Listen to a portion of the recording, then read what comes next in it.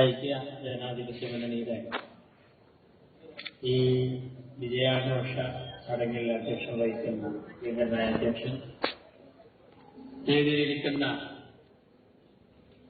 MLA Ubaidullah Sahib കുത്ത്, നേതാക്കൾ, ഐക്യജനാധിപത്യ മുന്നണിയുടെ ജില്ലയിലെ പ്രഗത്ഭരായ നേതാക്കൾ, സർവോപരി ഈ ചടങ്ങിലെ അതിഥികളായി നിങ്ങൾക്ക് മുമ്പിൽ തിളങ്ങി നിൽക്കുന്ന മലപ്പുറം നഗരസഭയിലെ ഐക്യജനാധിപത്യ മുന്നണിയുടെ സാരഥികളെ, നല്ലവരായ നാട്ടുകാർ,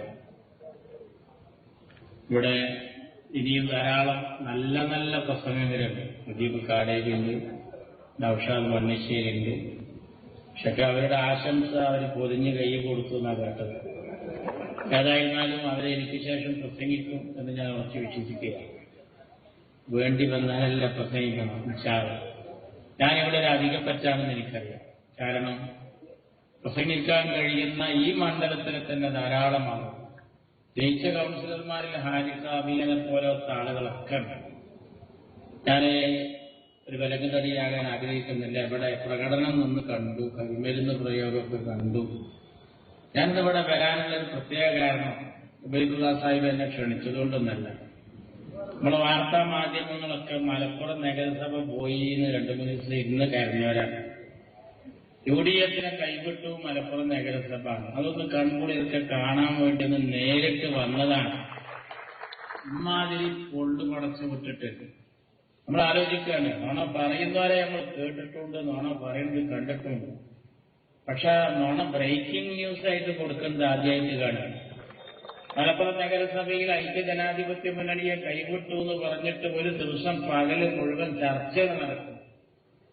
എന്താ നിങ്ങൾ കണ്ടോ? കൺകുളിർക്കെ ഈ വാർത്താ മാധ്യമങ്ങളിലെ നല്ലവരായ സഹോദരന്മാരോട് പറയാണ്, ഒന്ന് കാത്തിരിക്കാൻ പോലും സമയമില്ലാതെ ഒരു ദിവസം ഐക്യജനാധിപത്യ മുന്നണിയെ എങ്ങനെ ചുരുക്കി പറയാമെന്ന അജണ്ടയുടെ ഭാഗമാണത്. നിങ്ങൾ നോക്കൂ, രാഷ്ട്രീയമായി നടന്ന ഈ ത്രിതല തെരഞ്ഞെടുപ്പിൽ രാഷ്ട്രീയമായി വിലയിരുത്തുന്ന വോട്ടിംഗ് ആണ് ജില്ലാ പഞ്ചായത്തിൻ്റെത്. കേരളത്തിലാകെ എത്ര ജില്ല ഉണ്ട്? 14. അതിൽ 7 UDF LDF രണ്ടും ഒപ്പത്തിനൊപ്പാണ്. ആകെയുള്ള വോട്ടിങ്ങിൽ 24,000 വോട്ടിന്റെ വ്യത്യാസമുള്ളൂ LDF-ഉം UDF-ഉം തമ്മിൽ.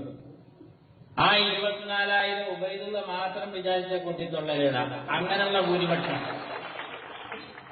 പിന്നെ എവിടെയാണ് ഈ കാറ്റ് ഇടത്തോട്ട് എന്ന് പറയുന്നത്? ഇനിയും കാറ്റ് ഇടത്തോട്ടാണെന്ന് പറയുന്നവരോട് എനിക്ക് പറയാനുള്ളത്, നിങ്ങൾക്ക് വലിച്ച കാറ്റുണ്ടോ എന്നാണ് ഞാൻ ചോദിക്കുന്നത്. നിങ്ങൾ ആലോചിച്ച് നോക്കണം. ഈ തെരഞ്ഞെടുപ്പിൽ വിചിത്രമായ സഖ്യങ്ങളായിരുന്നു പല സ്ഥലങ്ങളിലും. ഇടതുപക്ഷ ചേരി അവരുടെ 4 അയലത്തേക്ക് അടുപ്പിക്കില്ല എന്ന് നമ്മൾ മുമ്പൊക്കെ ധരിച്ചു. പക്ഷേ അതൊക്കെ കാറ്റിൽ പരത്തി. ശിവസേനയെ പോലും താനൂരിൽ കൂട്ടുപിടിച്ചു.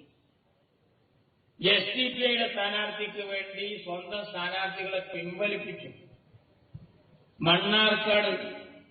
മണ്ണാർക്കാട് കാഞ്ഞിരപ്പുഴ പഞ്ചായത്തിലെ ഒരു വാർഡിൽ ഒരു BJP-കാരന് പിന്തുണ കൊടുത്തു.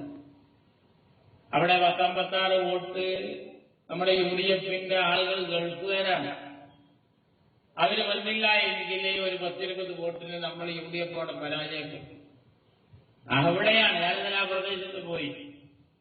അവിടെ ഈ 56 ആളും പ്ലെയിനിൽ വന്ന് വോട്ട് ചെയ്ത് തിരിച്ചുപോയി. മഹാകൗതുകം. വോട്ട് എണ്ണിയപ്പോൾ 30 വോട്ടിന് ഐക്യജനാധിപത്യ മുന്നണി അവിടെ ജയിച്ച് കയറിയിരിക്കുകയാണ്. അങ്ങനെ കേരളത്തിൽ ഇങ്ങനെ നോക്കുമ്പോൾ പല സ്ഥലത്തും ഇങ്ങനെ വിചിത്രമായ സത്യം. കാരായി രാജൻ തൊട്ട് കാരായി ചന്ദ്രശേഖരൻ വരെ ജയിക്കുന്ന തെരഞ്ഞെടുപ്പാണ്. സ്ഥാനാർത്ഥികളെ കിട്ടാതായിട്ട് നമ്മളെ ഇന്ന് തെറ്റിപ്പണങ്ങി പോണവരെ സ്ഥാനാർത്ഥിയാക്കുക. നേരത്തെ കുഞ്ഞാലിക്കുട്ടി സാഹിബോട് പറഞ്ഞ പോലെ വ്യാപകമായി ഇത്രയും ഔദ്യോഗിക ചിഹ്നം ഉപേക്ഷിച്ചൊരു ഘട്ടത്തിന് മുമ്പുണ്ടായിട്ടില്ല. പാർലമെന്റ് തെരഞ്ഞെടുപ്പിലേക്ക് പോലും കപ്പും സോസറുമായിരുന്ന ചിഹ്നം. തിരൂരിലും അങ്ങനെ തന്നെ. ജയിച്ചോന് ആരാന്ന് പിടുത്തില്ല. നമുക്കെതിരുണ്ടല്ലോ. കൈപ്പത്തി ചിഹ്നത്തിലും കോണി ചിഹ്നത്തിലും നമ്മളാളുകൾ ഇങ്ങനെ നിരഞ്ഞിരിക്കുകയാണ് ആണത്തോടുകൂടി.